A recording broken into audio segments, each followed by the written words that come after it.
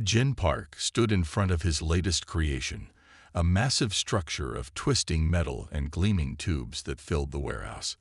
He smiled as the alien inspectors walked around it, their faces showing clear worry and confusion. "This is clearly a weapon of mass destruction," said the tall, blue-skinned inspector, waving all four of his arms in alarm. "The energy readings are off the charts." Jin tried not to laugh.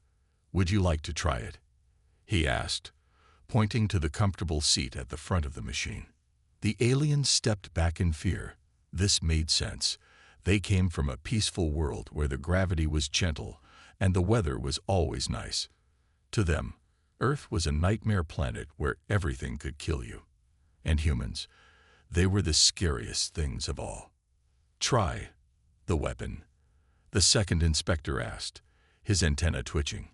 "It's not a weapon," Jin explained patiently. "It's a roller coaster. People sit in it for fun. The energy readings you're getting are from the launch system that shoots the cars up that big hill there." He pointed to the tall slope that started the ride. The aliens looked at each other in shock. "You mean humans strapped themselves into this machine for entertainment?" The horror in their voices was clear. "Of course. Watch this." Jin pressed a button, and an empty test car shot up the hill, then dove down the other side. It twisted through loops, spun around corkscrews, and finally came to a stop right where it started. The whole ride lasted just 2 minutes. The aliens looked sick just watching it. But the G-forces, the speed, the drops, this is torture equipment. Actually, it's quite gentle compared to some of our other rides. Jin said, "Would you like to see the designs for next year's attractions?" The aliens quickly backed away toward their ship. "The council must hear about this immediately," one muttered to the other. "These humans, they're taking things that could kill most species and turning them into games. It's not natural." After they left, Jin's phone rang. It was Dae-Sung Lee, Earth's representative to the Galactic Council. "We might have a problem," Dae-Sung said. "The inspection team just reported that humans are building death machines for fun. They're calling an emergency council meeting." Jin sighed. "I was just showing them the new family roller coaster. It's themed after spaceflight. I thought they'd like it." "You don't understand," Dae-Sung said. "They found your old military designs, the ones you transformed into theme park rides. They think you're hiding weapons in plain sight. That's ridiculous. I turned those old tank designs into bumper cars. The missile guidance systems are running the virtual reality games. Everything's perfectly safe." Try explaining that to a bunch of aliens who've never understood why humans enjoy being scared for fun, Dae-Sung said. "They're saying that any species that turns weapons into toys is too dangerous to be trusted. Some of them want to ban us from developing any new technology." Jin looked at his blueprints for next year's attractions, a water slide based on submarine technology, a drop tower using spacecraft landing systems, and a dark ride that used old stealth technology to create amazing special effects. "What do they want us to do?" he asked. "Stop being creative." "No," Dae-Sung replied. "They want us to stop being human. And that's the one thing we can't do." Jin touched the control panel of his roller coaster. The aliens were right about one thing. Everything humans built could be used as a weapon. But they were wrong about why humans built things. His people didn't create because they wanted to destroy. They created because they wanted to amaze, to entertain, to bring joy. "Tell the council I'll come explain it to them myself," he said. Maybe it's time they learned why Earth's most dangerous predators prefer to play rather than fight. As he hung up the phone, Jin heard the happy screams from the test track outside, where his team was trying out another new ride. To alien ears, they probably sounded like screams of terror, but Jin knew better. Those were the sounds of pure joy. And no council in the galaxy could make humans stop creating things that brought such happiness to others. Dae-Sung Lee had never seen the Galactic Council chamber so full. Representatives from over 200 alien species packed the huge room, all of them wanting to see the dangerous humans explain themselves. He stood at the center platform, trying to stay calm as dozens of different alien eyes stared at him. "We are here to investigate Earth's military facilities," announced the council leader, a tall creature with silver skin. "Our inspectors report that humans are hiding weapons in public spaces." "That's not true," Dae-sung said. "I can explain everything." "Then explain why we found this in what you call a gaming center." A large screen showed a picture of what looked like a military command room, filled with screens and control panels. Dae-sung smiled. "That's an escape room. It's a puzzle game where people pretend they're saving a spaceship from disaster.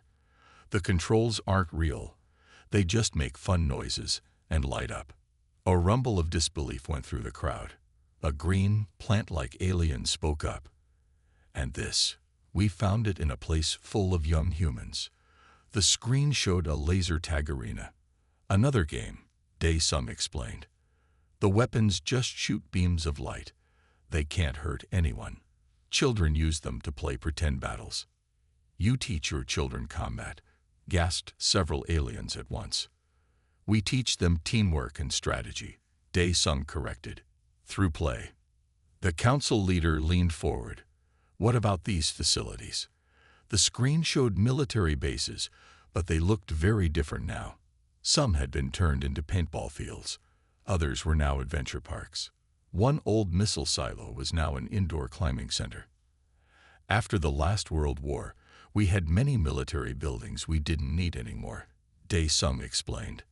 "Instead of letting them go to waste, we turned them into places where people could have fun." "But why?" asked a blue-skinned delegate. "Why take things made for war and make them into entertainment?" Dae-sung thought for a moment. "Let me show you something." He pulled out his phone and played a video. It showed people of all ages playing at these converted facilities. Children laughing as they climbed walls, teenagers working together in escape rooms, families enjoying picnics in old military grounds turned into parks. "Humans are good at fighting because we come from a dangerous world," Dae-sung said. "But we're even better at finding ways not to fight. We take our skills and knowledge, and we turn them into something that brings joy instead of pain." "But you could turn them back into weapons at any time," protested one alien. "We could," Dae-sung agreed. "But why would we want to? Our way is better, more fun." Just then, his phone buzzed. It was a message from Hae-jin Park. "Tell them about the space program." Dae-sung smiled. This was perfect. "Did you know," he said to the council, "that humans first went to space using modified war rockets? The same technology that could have destroyed cities instead took us to the stars. That's what humans do. We take the tools of war and find better uses for them." The council chamber grew quiet as the aliens thought about this. Finally, the council leader spoke. "We need to see these facilities for ourselves. All of them. We will send investigation teams to every converted military installation on Earth." "Of course," Dae-sung said. "But I have a suggestion. Don't just send investigators. Send people who want to try these activities. Let them experience what we've created. Maybe they'll understand better if they see it for themselves." "You want us to participate in these danger activities?" The council leader sounded shocked. "Start with the easy ones," Dae-sung suggested. "Maybe mini-golf." We turned an old tank factory into a really nice course. As the council discussed this idea, Dae-sung sent a quick message to Hae-jin. "Get ready for some very nervous alien visitors. And maybe make the roller coasters a bit gentler." The response came back quickly. "Already designing a special alien-friendly version. Zero-gravity sections only. They'll love it." Dae-sung looked up at the council and smiled. Maybe there was hope after all. If they could just get the aliens to understand that humans didn't create to destroy. They created to amaze, to challenge, and most importantly, to share joy with others. Jae-young, Kim watched as the alien delegation tried to understand what they were seeing. The group stood in Earth's largest gaming convention, their eyes wide as they watched thousands of humans playing together. "But they're fighting battles," said one alien observer, his crystal-like body reflecting the colorful lights from nearby game screens. "No," Jai-Yun explained patiently. "They're playing games. Look closer." She led them to a big screen where two teams were competing. Players used controllers to move characters around a bright cartoon-style world. When their characters met, there were flashes of light and fun sound effects, but nothing scary or violent.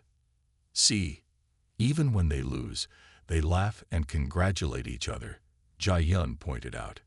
"It's all about having fun together." The alien delegation moved through the convention hall, stopping at different displays. They saw racing games based on old fighter pilot training programs. They watched people dance to music using motion trackers originally designed for combat practice. They even saw children playing catch with soft balls that used old missile guidance technology to help players catch them. "I don't understand," said the lead alien observer. "Our reports say humans spent thousands of years developing better ways to fight. But everywhere we look, you've turned these things into toys." Jai-Yun smiled and pulled out her tablet. "Let me show you something interesting." She displayed a timeline of human history. "See this? Humans invented gunpowder for war. But look what else we did with it." The screen showed fireworks lighting up the night sky in beautiful colors. "We took something made for destroying and turned it into art," she explained. "We've always done this. Look here, the first flying machines were built for war, but now millions of humans fly just to visit new places and meet new people."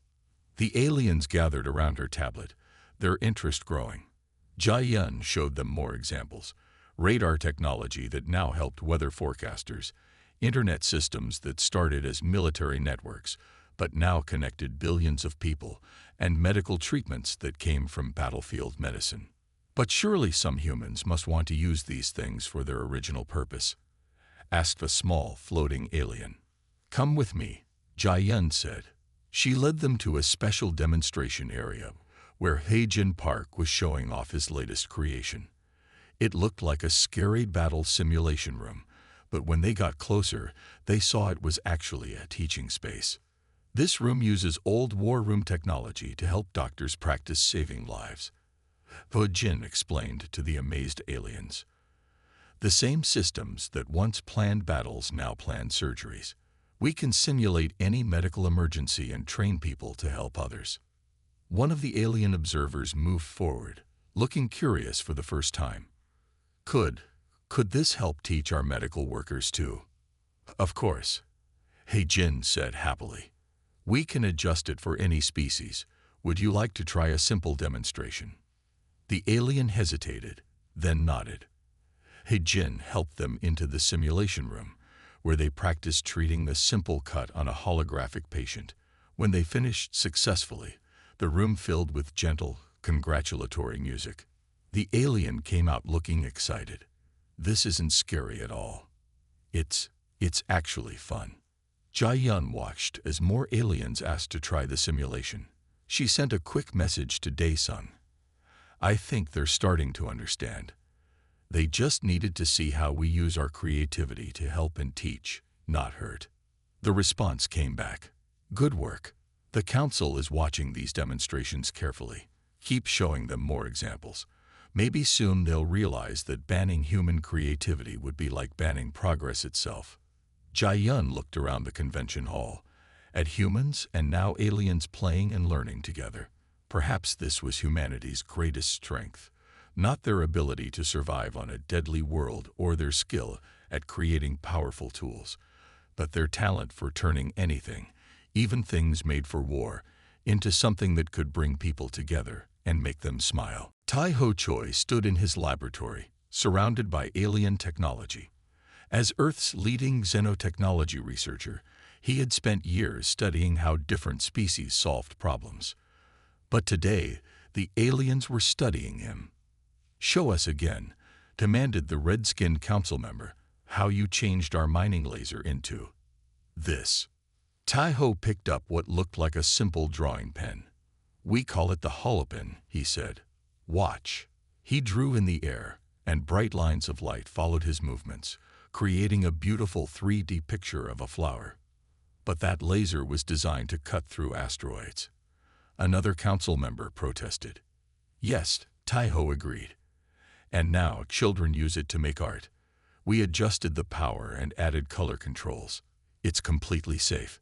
The council chamber erupted in argument. Some members were impressed by human creativity. Others were terrified by it. Taiho noticed that the ones who had actually visited Earth and tried human entertainment were mostly on his side. The humans must be stopped, shouted a tall, crystal-like being. Today they turn our weapons into toys. Tomorrow they might turn our toys into weapons. That's not how humans think. Taiho tried to explain. I propose, the crystal being continued, that humans be banned from developing any new technology. They are too unpredictable, too dangerous. The room went quiet. This was what everyone had feared might happen. Taiho looked at Dae-sum Lee, who nodded encouragingly. Before you vote on that, Taiho said, let me show you something else. He pulled out a small device that looked like a game controller. This uses the same technology as the holopin, but for medicine. He activated the device, and a holographic body appeared in the air. Doctors can use this to practice surgery without risk. They can see inside the body, plan their work, and learn from mistakes. We've already trained thousands of medical students with it. But that's our technology. Someone protested. Yes, Taiho agreed. And we made it better. Not for war, not for power, but to help people learn and heal. He looked around the room. That's what humans do. We take ideas and make them grow in new ways. He pressed another button, and the hologram changed to show a galaxy map. With this same technology, we've created better navigation systems for spaceships, safer ways to explore dangerous planets, even new ways to teach young aliens about the universe. Jin Park, who had been quietly watching, stepped forward. If you ban humans from developing technology, you won't be stopping weapons from being made. You'll be stopping all these good things from helping people. The crystal being wavered slightly. But how can we trust that humans won't use their creativity for war? Because we already know war, Dae-sum Lee said softly. We learned the hard way that creation is better than destruction. That's why we turn weapons into toys, why we change tools of war into tools of peace. Jae-young Kim, who had been taking notes, raised her hand. I have a suggestion, she said. Instead of banning human creativity, why not challenge it? The council leader looked interested. What do you mean? Give us problems to solve, Jae-yun said. Real problems that the galaxy faces. Let us show you how human creativity can help everyone. Taiho smiled. This was perfect. Yes, he said. Give us your hardest problems. Let us prove that human creativity is a gift, not a threat. The council chamber buzzed with discussion. Finally, the council leader spoke. Very well. We will give you 3 challenges. 3 problems that have troubled the galaxy for centuries. If you can solve them without causing harm, we will reconsider the ban. As the meeting ended, Taiho looked at his holopin. With a few quick movements, he drew a simple smile in the air. Sometimes, he said to no one in particular, the best way to prove you're not dangerous is to show how much you care about making others happy. Sun Mei Kang didn't expect to find allies in the middle of a space casino, but here they were. As Earth's human-alien relations specialist, she had learned that the best conversations often happened in the strangest places. The council is wrong about humans, said Rin, a tall blue alien who looked like flowing water given form. My people visited their entertainment centers last month. They transformed our old defense shields into something wonderful. What did they make? Asked another alien, this one looking like a glowing ball of light. They call it a bounce house, Rin said happily. My children love it. The shields that once stopped weapons now let them jump safely in the air. It's pure joy. Sun Ma smiled as more aliens joined their table. Each had a story about how humans had changed something dangerous into something fun or helpful. "They took our old war robots," said a small, furry alien, "and now they're teaching assistants in our schools. The children adore them. And remember the toxic waste cleanup," another added. "Humans turned our failed mining equipment into tools that could clean up pollution. They made it into a competition game. Whoever cleans up the most wins prizes." Sun Mai recorded every story carefully on her tablet. These weren't just nice tales. They were proof that humanity's creativity helped the galaxy. Her phone buzzed. It was a message from Hejin. "How's the support gathering going?" She typed back, "Better than we hoped. Lots of species want to speak up for us, especially ones with children who've tried our entertainment." Just then, the casino's main screen lit up with news from the council. They were announcing the 3 challenges humans would have to solve to avoid the technology ban. The room went quiet as everyone read. Challenge 1. Find a way to safely destroy the Great Garbage Belt, a massive field of space junk that made travel dangerous in the Centauri sector. Challenge 2. Create a system to help different species communicate better, especially in emergencies. Challenge 3. Design a way to protect smaller species from space pirates without using weapons. "These are impossible," someone shouted. "The Council is setting them up to fail." But Sunmai was already sending messages to Earth's team. To Hejin, "The first challenge is perfect for your roller coaster technology. We can use it to catch space junk." To Tahoe, "Your holopen can be the base for a universal translator, one that shows ideas in 3D instead of just words." To Jia-Yun, "Remember those escape room puzzles? We can use them to create safe zones that trap pirates without hurting anyone." The aliens around her watched as she worked, her excitement growing with each idea. "You're not worried about these challenges?" Rin asked. Sunmi laughed. "Worried? This is what humans do best. We solve problems by thinking about them in new ways nobody has tried before." "But why do humans always turn dangerous things into fun things?" asked the glowing alien. Sunmai thought about this. "Because we learn something important from living on our dangerous world," she said. "The best way to deal with fear isn't to fight it. It's to transform it into something that brings happiness instead." She stood up and addressed the whole room. "The Council thinks we're dangerous because we can turn anything into something new. But that's exactly why they need us. We don't just change things, we make them better." The aliens in the casino began to nod. One by one, they started sending messages to the Council, supporting Earth's right to create and innovate. "We'll speak for humans," Rin announced. "They made our lives better, more fun, more interesting. The galaxy needs their kind of creativity." Sunmai sent one final message to her team. "We have allies. Lots of them. And they all say the same thing. Humanity's greatest weapon isn't our strength or our technology. It's our ability to make the galaxy a happier place, one invention at a time." Hejin Park stood in the massive testing facility, looking at the 3 huge screens in front of him. Each screen showed one of the Council's challenges, and the clock was ticking. They had 30 days to solve them all. "Everyone said we couldn't do it," he said to his team. "But they don't understand how humans work. When someone says something is impossible, we just try harder." The first screen showed the Great Garbage Belt, a dangerous cloud of space junk that had trapped 3 species in their solar systems. No ship could fly through it safely. The second screen displayed hundreds of emergency messages from different species, each speaking their own language.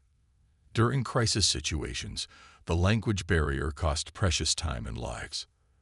The third screen showed reports of space pirates attacking smaller trading ships, stealing their goods and sometimes their crews.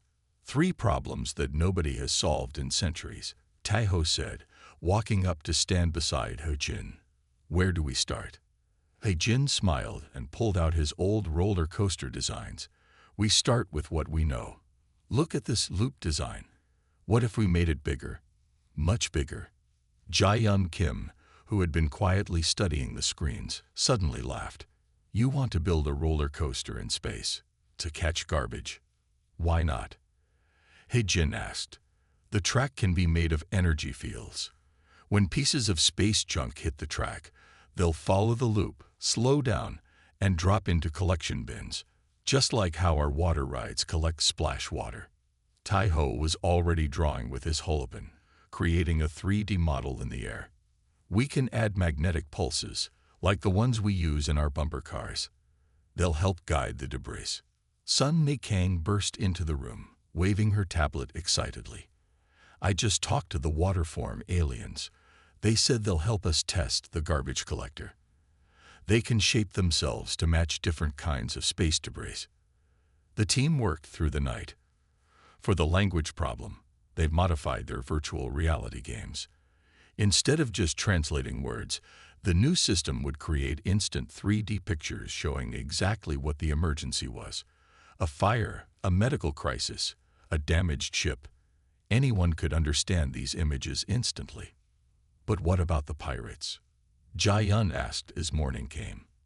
He-Jin yawned and pointed to his newest theme park design. "Remember our haunted house ride? The one that uses holograms to make people think they're seeing ghosts."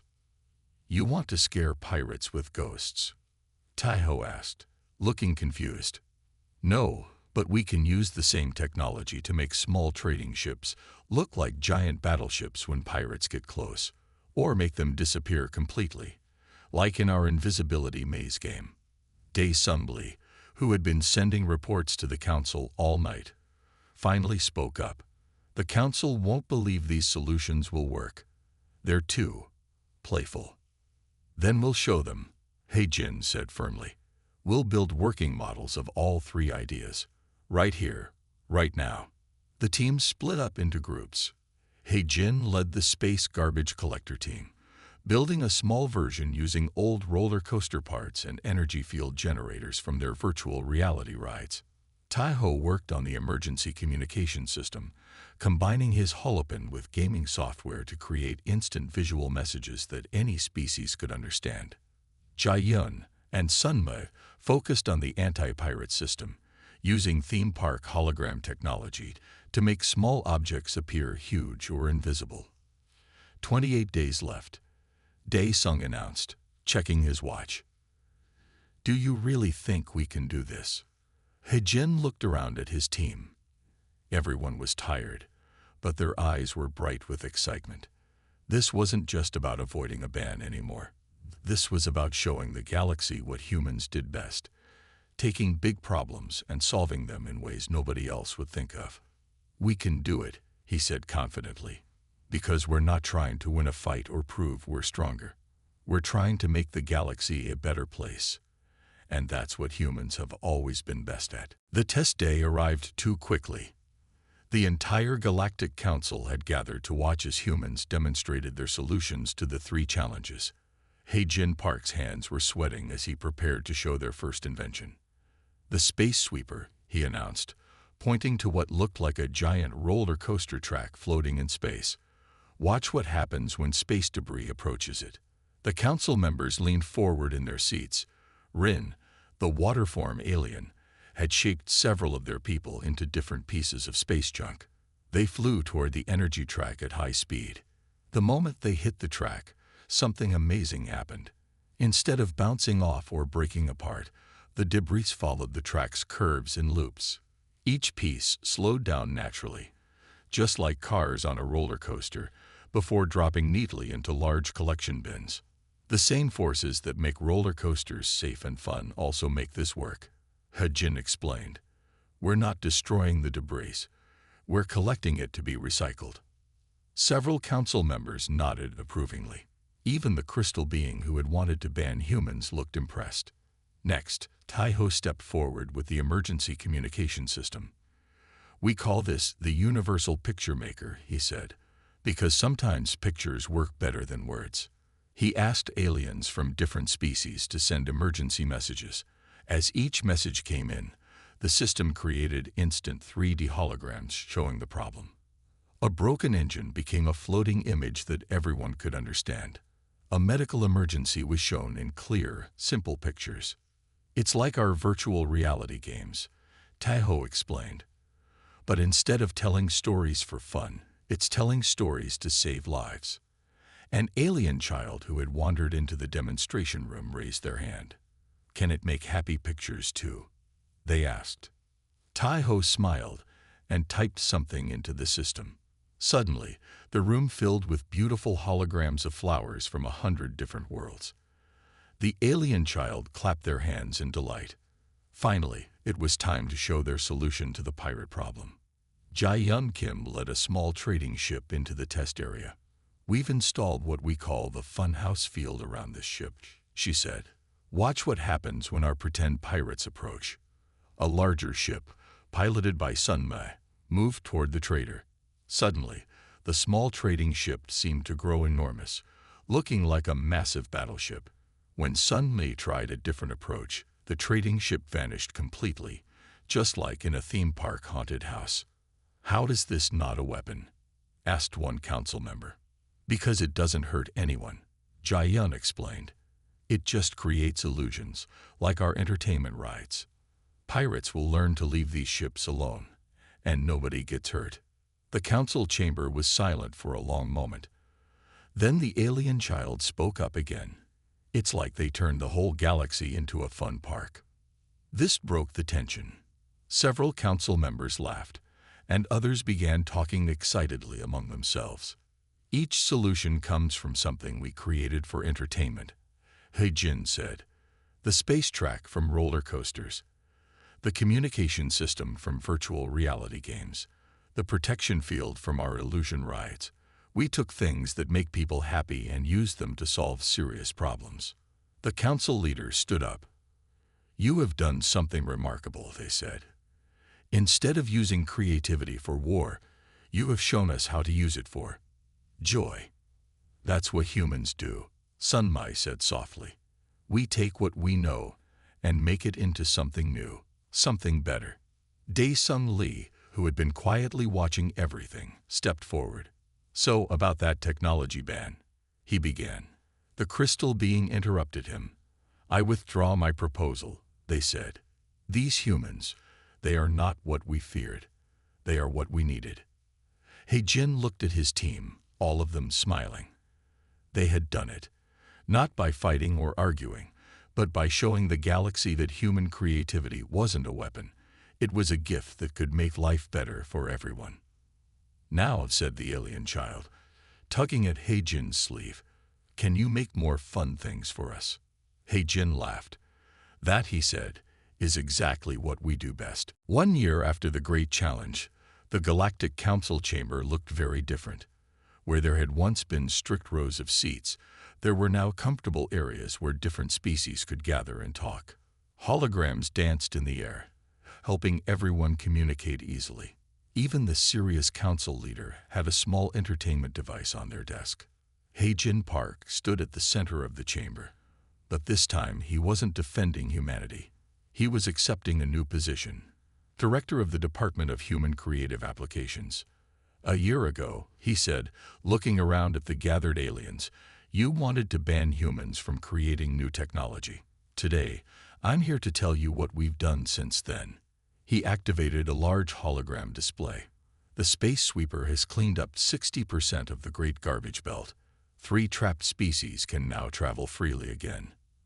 And guess what? Their children love watching the debris loop through the tracks. They've turned it into a sport, betting on which piece will finish the course first."